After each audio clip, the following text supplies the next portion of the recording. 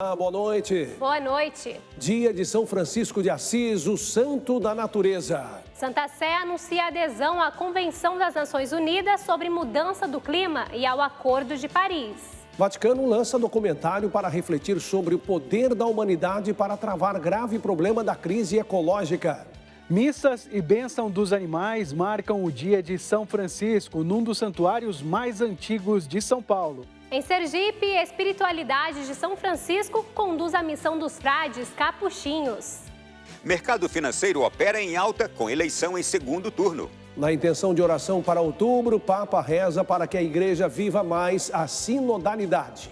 E do Santuário Nacional, as informações sobre o segundo dia da novena Nossa Senhora Aparecida. O Canção Nova Notícias começou.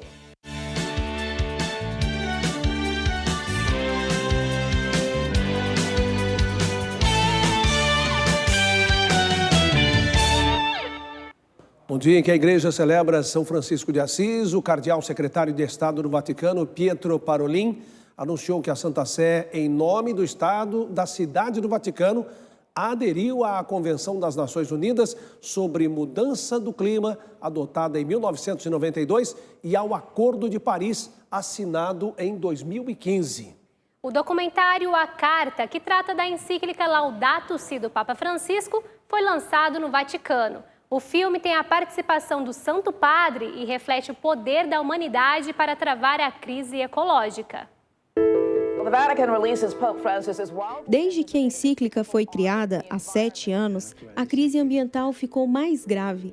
Além de trazer as últimas notícias do assunto, o documentário retrata os problemas sofridos pela natureza e pelas pessoas. O cardeal Michael Chesley destacou que o conceito-chave do filme é o diálogo. O diálogo é central para a visão do Santo Padre, para a paz da humanidade com o Criador, com toda a criação e entre nós humanos. A crise climática e ambiental provoca sérios danos, perdas de vidas e meios de subsistência, deslocamento forçado e conflitos violentos. O cardeal defende que ninguém pode resolver esses desafios sozinho e, por isso, o documentário propõe uma conversa que une as partes interessadas para desenvolver soluções reais. A história tem 4 protagonistas: um refugiado climático do Senegal, ativista adolescente da Índia, cientista do Havaí e um índio brasileiro. O Vaticano reconheceu, o Papa Francisco reconheceu e trouxe a gente para cá, para não ser mais somente a igreja falando, mas sim quem vive, quem está ali, quem está vivenciando todos os dias. A gente é um povo que preserva muito, que cuida muito da floresta, e eu fico feliz de trazer a voz da Amazônia através desse documentário. O documentário ficará disponível gratuitamente na plataforma do YouTube Originais. Very different stories. But we all shared a dream.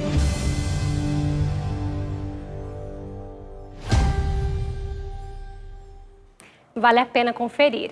Hoje também teve estreia nos cinemas da Itália. É que as viagens apostólicas do Papa Francisco viraram tema de um documentário que começou a ser exibido em quase 300 cinemas do país. O filme, dedicado às viagens internacionais do Papa Francisco, começou a ser gravado no início de seu pontificado, há 9 anos. Em Viaggio tem estreia marcada para terça-feira na Itália. O filme será exibido em 190 salas de cinema e a mais de 100 salas paroquiais do país. O diretor Gianfranco Rossi disse que se sentiu como um espectador do filme, rodado como um tributo a quem procura mudar as coisas, enfrentando os dramas do nosso mundo. Lembra que, ao olhar a multidão, parece que o Papa olha cada um nos olhos. Agora nós vamos a São Paulo com Rodrigo Luiz, porque o dia de São Francisco de Assis foi comemorado bem no centro da capital, não é mesmo, Rodrigo? Boa noite para você. Isso mesmo, boa noite a você e a todos.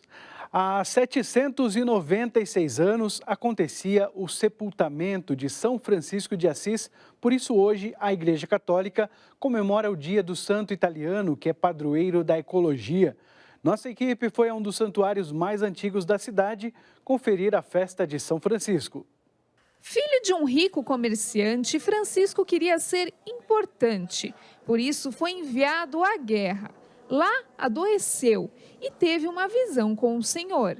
Deus fala para ele: Francisco, o que é melhor, servir a um servo ou ao Senhor? Ele fala: claro que é o Senhor. Ele volta. O encontro fundamental dele é com o crucificado de São Damião, na igrejinha de São Damião, que está em ruínas.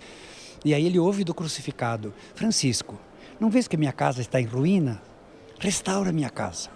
Depois de ouvir isso, Francisco começa a restaurar igrejas, até que percebe que tinha uma outra missão. Ele deixa de reconstruir igrejas em ruínas e passa a reconstruir a igreja humana, as pessoas que estavam em ruínas na sua época. E a regra de vida é muito simples, né? Ele escreve um bilhetinho: a regra e a vida do frade menor é viver o evangelho de nosso Senhor Jesus Cristo, pobre e crucificado.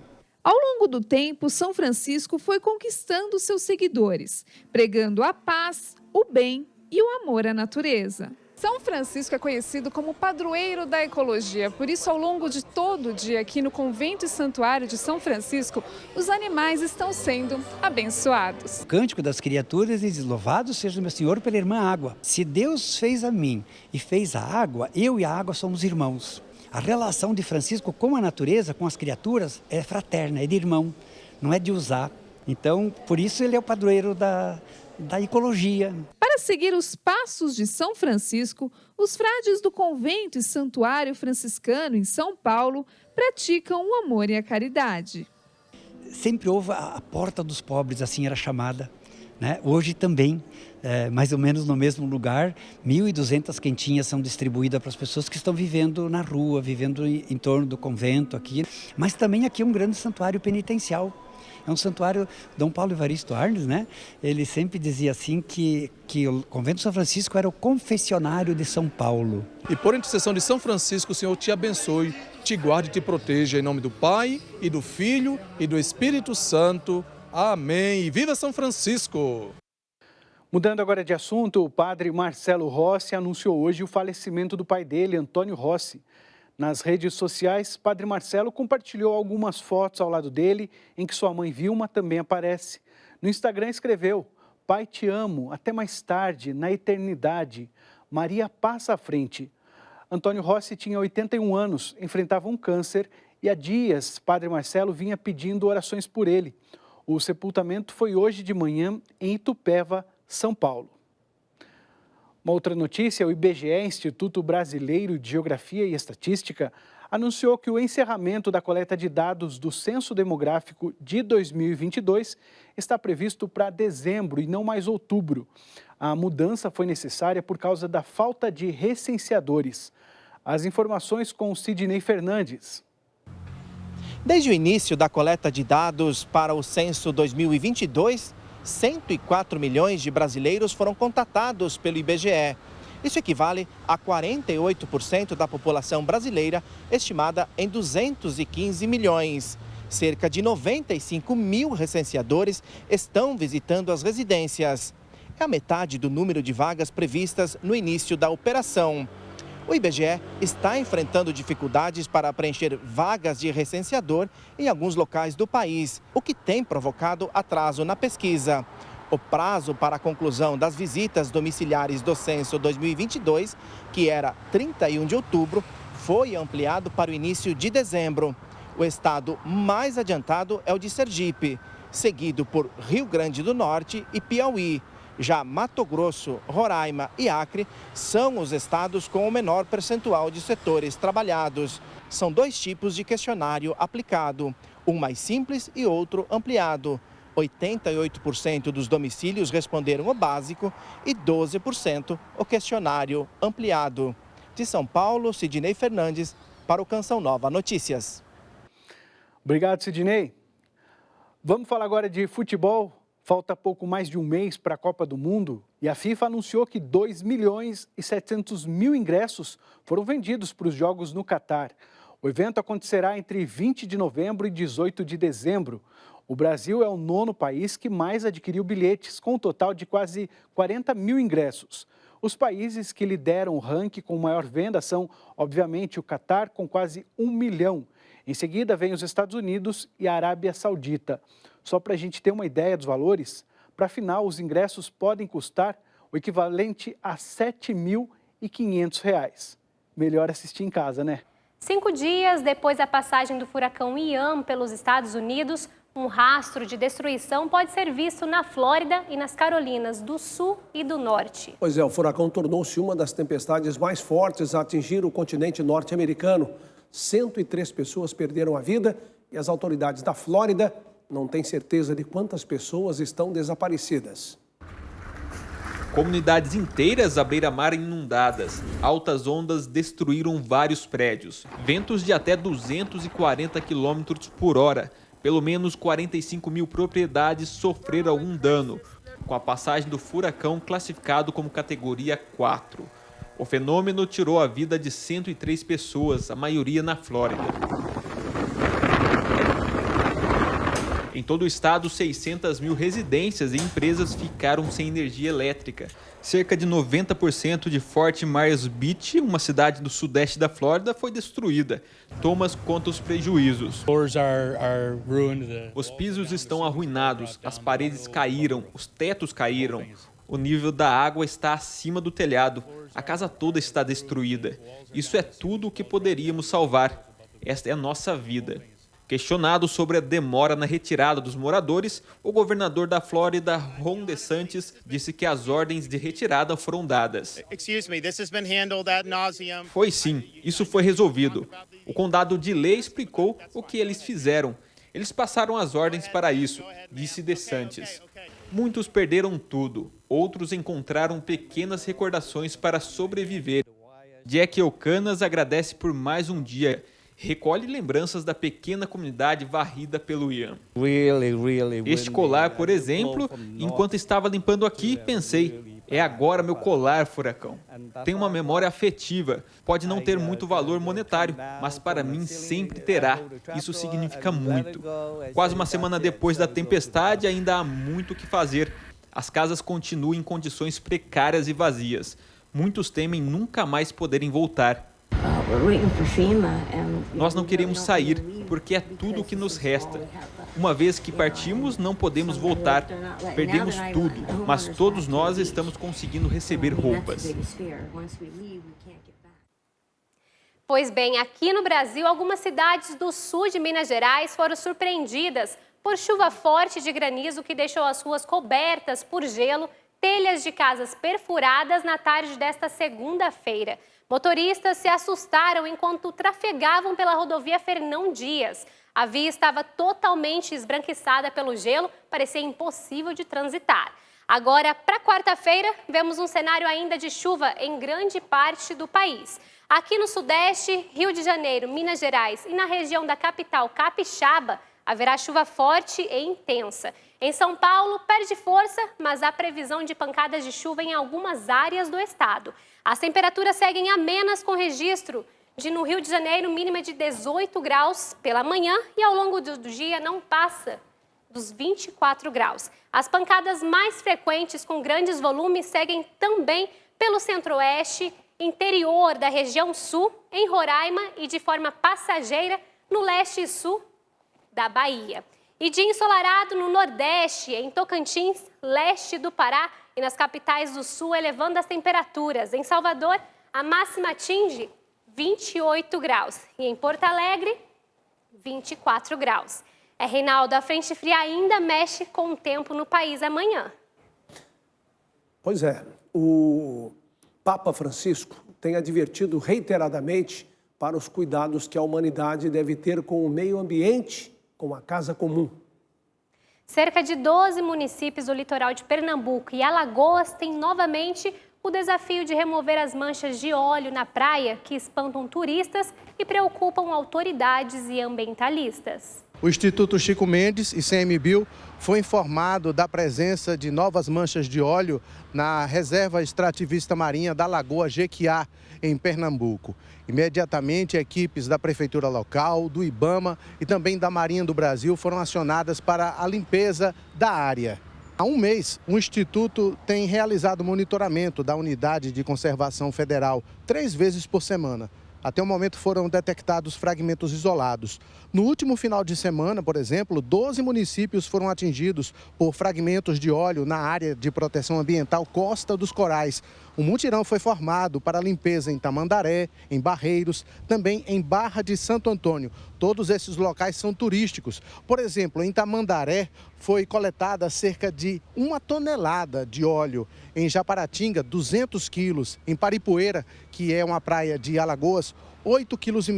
Em Maragogi, conhecido como Caribe brasileiro, nessa praia, 300 quilos. A quantidade de óleo segue agora para análise em laboratório. É bom lembrar que essa quantidade de óleo que se derrama, mais uma vez aqui no litoral nordestino, nada se compara à tragédia ambiental que aconteceu no verão de 2019, quando quase 2.000 quilômetros de praia na costa nordestina foi invadida por petróleo derramado, segundo a Polícia Federal na época, numa investigação que foi feita, de um navio grego. Agora, como falei, esse óleo foi recolhido para análise. Vamos saber de onde ele veio, qual a origem. De Aracaju, Cleverton Macedo para o Canção Nova Notícias. Uma vacina para combater a Covid-19 produzida pela Universidade Federal de Minas Gerais foi autorizada pela Agência Nacional de Vigilância Sanitária para testes em humanos. Segundo os pesquisadores, os testes devem começar até o fim deste mês, após a convocação de voluntários. A aprovação da Agência Nacional de Vigilância Sanitária está em estudo clínico. A primeira fase, que é o clínico, de fase 1, avalia só segurança. Se essa vacina ela é segura, não vai causar nenhum efeito colateral, toxicidade, como a gente viu que não causa em nenhum dos modelos animais que a gente testou. Na fase 2, continua avaliando esses aspectos de segurança, mas também já começa a avaliar a resposta imunológica. E aí, depois, esses resultados vão ser todos avaliados com muita calma e atenção pela Anvisa, e aí sim ela pode aprovar para a fase 3, que aí envolve milhares de pessoas. O estudo vem sendo desenvolvido pela UFMG, pelo governo federal, a Fiocruz e a Prefeitura de Belo Horizonte. Se aprovada, esta será a primeira vacina contra a Covid-19 desenvolvida no Brasil. O custo de produção dela é bem menor, é uma vacina mais estável também. A gente consegue ter um prazo de validade maior, a gente consegue armazenar ela a temperatura de geladeira, 5 graus, por alguns meses. Então, a logística de distribuição, o custo de distribuição também fica muito mais fácil. O objetivo é que a Spintec, que vem sendo desenvolvida desde o final de 2020, seja uma dose de reforço aplicada periodicamente. Testes pré-clínicos mostraram que a vacina não gerou efeitos colaterais adversos e demonstrou capacidade de produção de anticorpos. Os exames também comprovaram que a dose é eficaz contra diferentes variantes do vírus. E ela tem essa possibilidade de apresentar uma resposta mais protetora contra variantes que as vacinas que estão atualmente sendo aplicadas na população, porque ela tem uma sequência do vírus mais conservada, que sofre menos mutações que as outras vacinas não têm. A pauta do piso de enfermagem foi retomada hoje no Senado. Os parlamentares analisam o uso de recursos para garantir o salário da categoria. Nós vamos chamar a repórter Camila Castro, que está ao vivo em Brasília e acompanha esse dia de votações. Boa noite, Camila. Boa noite, Reinaldo, e a todos. Neste momento, os senadores buscam soluções para financiar o piso salarial para profissionais da enfermagem. Um projeto de lei complementar que permite realocar recursos originalmente recebidos por estados e municípios para o combate da Covid-19. Cerca de 23 bilhões de reais restaram no fim de 2020 nas contas dos fundos de saúde de vários estados e aqui do Distrito Federal e poderão ser usados para o aumento do piso dos enfermeiros. A decisão deve sair ainda hoje. Sancionada em agosto, a lei que institui o piso salarial para a categoria e demais profissionais foi suspensa em setembro pelo STF por 60 dias. E agora, mudando de assunto, com o resultado do primeiro turno das eleições, 22 senadores não terão seus mandatos renovados em 2023. Nessa situação estão os que foram eleitos, mas também os que se elegeram para outros cargos e os que decidiram não se candidatar. Pela primeira vez em 25 anos, o Senado terá um novo partido com a maior bancada da casa. O PL, legenda do presidente da República, Jair Bolsonaro, terá pelo menos 13 senadores a partir do ano que vem. Eu volto com vocês. Uma excelente noite. Estamos de volta e com um olhar sobre o mercado financeiro e a Bolsa de Valores de São Paulo, que reagiram bem com a notícia de um segundo turno nas eleições presidenciais. Quem tem mais detalhes é Ronaldo da Silva, em Brasília. Ronaldo, boa noite para você. Para você também, muito boa noite e boa noite a todos que agora estão acompanhando o Canção Nova Notícias. A possibilidade de uma pauta econômica com mais estabilidade movimentou os investimentos positivamente. A nova composição do Congresso também influencia o mercado com a possível retomada dos debates sobre as reformas administrativa e tributária, além de uma agenda com privatizações de empresas públicas. A Bolsa de Valores de São Paulo, Ibovespa, fechou o primeiro dia após o segundo turno das eleições com a maior alta dos últimos 2 anos, 5,54%. Uma hora após a abertura do mercado, a alta era de 3,60%. No fechamento, o índice alcançou a marca de 116 mil pontos. As ações de empresas com participação do governo federal foram as que registraram as maiores altas.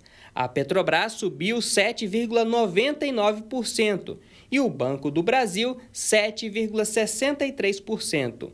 O dólar sofreu uma queda de 4,1% e fechou cotado a R$ 5,17. A estabilidade nas contas públicas favorece a melhora nos investimentos no país. A nova composição do Congresso, com a possível retomada dos debates sobre as reformas econômicas, também impulsionou a melhora nos índices no mercado de valores. Para o cientista político Melilo Diniz, a campanha de segundo turno vai manter o tom de acirramento. Qualquer aposta em um tom moderado não corresponderá à realidade e essa visão do mercado é, na verdade, uma preocupação com o mercado e não com a política. Nesse sentido, infelizmente, teremos aí mais 4 semanas de muita agitação. O pensamento do economista vai no sentido contrário. Francisco Rodrigues acredita em uma campanha mais propositiva e com mais moderação. O discurso agora tem que ser muito mais cauteloso, a experiência vai contar muito e as alianças também. E para o ano que vem, o que nós temos aí é desafios fiscais graves, um ano de muita incerteza, pode ser um ano de estagflação, ou seja, tem que se olhar ali muito para o ajuste das contas públicas. Outro fator apontado para a euforia do mercado financeiro foi o anúncio da OPEP, Organização dos Países Exportadores de Petróleo, de uma possível redução na produção de barris de petróleo em mais de 1 milhão por dia, para a manutenção dos preços em alta. Neste mês de outubro, os brasileiros cadastrados vão receber o Auxílio Brasil e o Auxílio Gás de forma antecipada. De acordo com o Ministério da Cidadania, o pagamento terá início já na próxima semana. O repasse começaria no dia 18, mas conforme novo calendário, o valor de R$ 600 por família será entregue na próxima terça-feira, dia 11. Os primeiros a receber são aqueles com o número de identificação social terminado em 1. Como de costume, os pagamentos serão feitos de forma gradativa até o dia 25 de outubro. O cronograma completo está disponível no site gov.br. De acordo com a presidente da Caixa Econômica Federal, Daniela Marques, 21.300.000 famílias serão beneficiadas, mais de 80% chefiadas por mulheres. Na manhã de hoje, a presidente ressaltou o incentivo ao empreendedorismo feminino e anunciou que até o final do ano haverá um espaço dedicado ao apoio, cuidado, oportunidade e orientação às mulheres nas 4.000 agências da Caixa espalhadas pelo Brasil. Daniela Marques também deu destaque ao Outubro Rosa e à parceria do banco com o governo federal na campanha de prevenção do câncer de mama e a assistência dada às mulheres durante a licença maternidade. Além do Auxílio Brasil, neste mês também será paga mais uma parcela do Auxílio Gás. O benefício, concedido de forma bimestral, tem um valor médio do botijão de gás de cozinha de 13 quilos. Em agosto, mais de 5 milhões de famílias foram contempladas. Já o Auxílio Brasil ultrapassou o número de 20 milhões de famílias só no mês de setembro. Voltamos com notícia internacional para falar da guerra envolvendo Rússia e Ucrânia. Os conflitos passaram de 7 meses e o final continua incerto.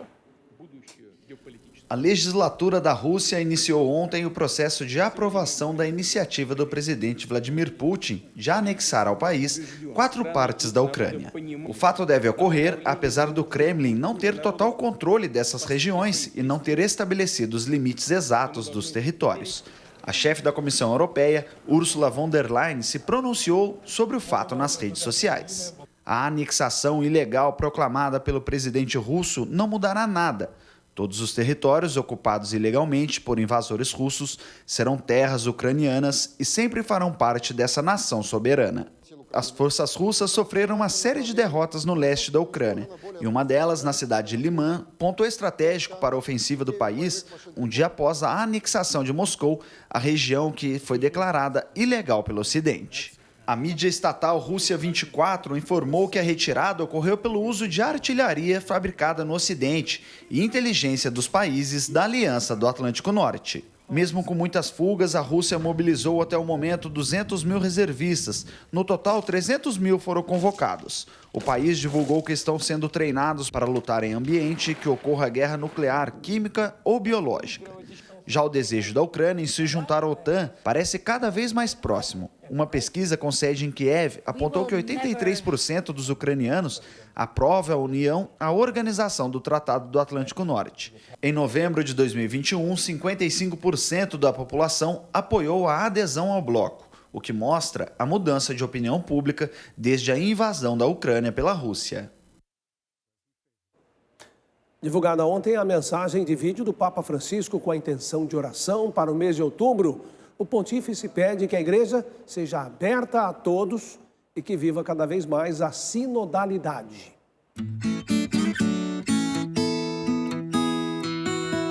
¿Qué significa hacer sínodo? Significa caminar juntos, sínodo. En griego es eso, caminar juntos. Y caminar en la misma dirección. Y esto es lo que Dios espera de la Iglesia del tercer milenio, que retome la conciencia que es un pueblo en camino y que debe hacerlo juntos. Una iglesia con este estilo sinodal es una iglesia de la escucha, que sabe que escuchar es más que oír. Es escucharse entre sí en nuestra diversidad y abrir puertas a los que están fuera de la iglesia. No se trata de recoger opiniones ni hacer un parlamento. El sínodo no es una encuesta. Se trata de escuchar al protagonista, que es el Espíritu Santo. Se trata de rezar. Sin oración no habrá sínodo.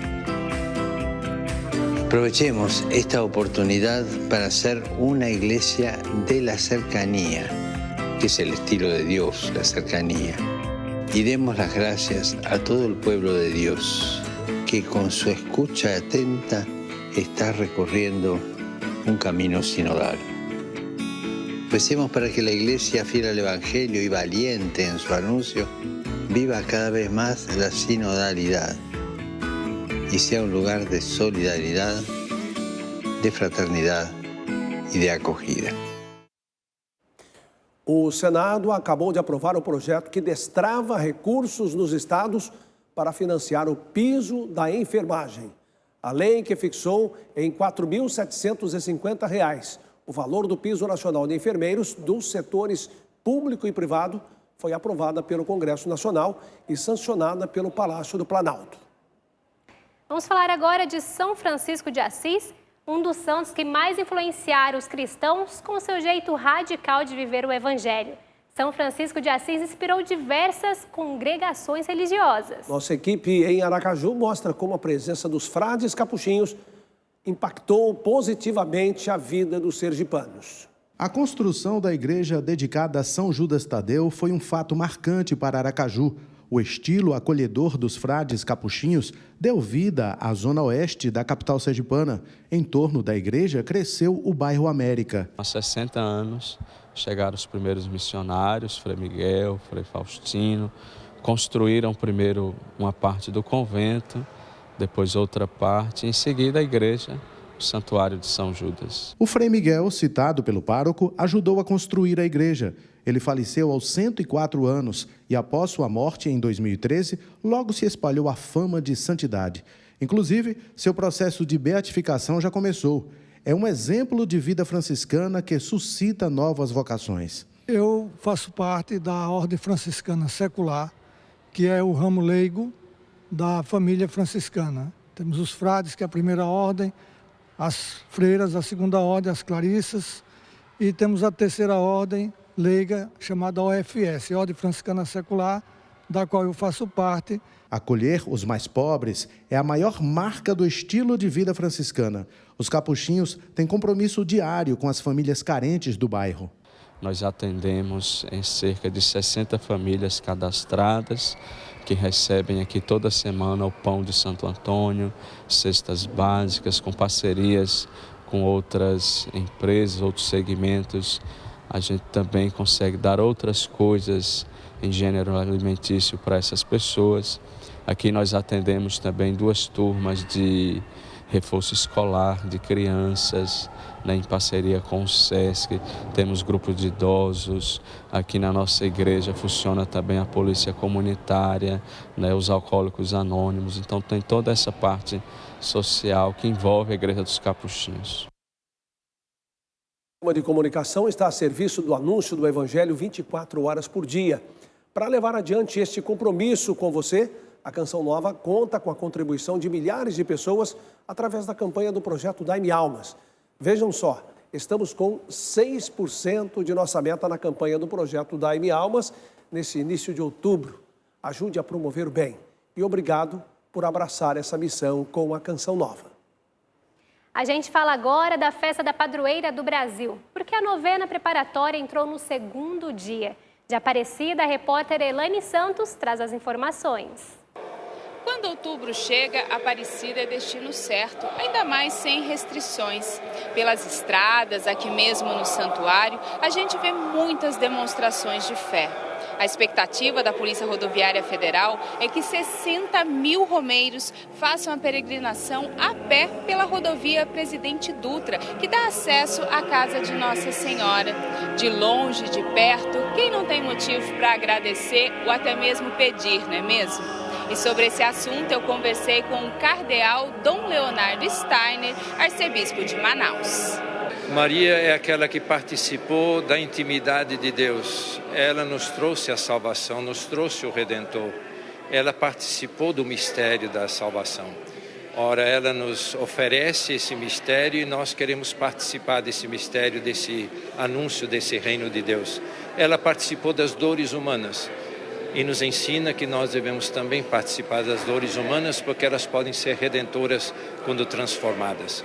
Maria participou também da ressurreição de Jesus e nós podemos participar também da ressurreição de Jesus, a vida nova. Mas também participamos com Nossa Senhora e somos uma igreja, participação, na medida em que nós vamos cada vez mais saindo, indo ao encontro das pessoas, assim como fez Nossa Senhora, indo à casa de sua prima Isabel e dela cuidar. Agora eu vou falar um pouquinho da programação de amanhã. Depois da novena da tarde, às 4 horas, tem a tradicional carreata em homenagem à padroeira do Brasil. É um momento muito bonito, os moradores enfeitam suas casas, o comércio. Afinal, Nossa Senhora merece essa e tantas outras homenagens. Eu volto com vocês no estúdio. Obrigado, Elaine. Olha, o Canção Nova Notícias termina aqui. Assista daqui a pouco, a partir de 8 horas, ao programa Pra Ser Feliz com o Padre Adriano Zandoná. Às 10 horas tem Gente de Fé e às 11 tem PHN. Uma ótima noite a você. Fique agora com imagens do Santuário Nacional de Aparecida. A gente se vê amanhã. Boa noite e paz para você.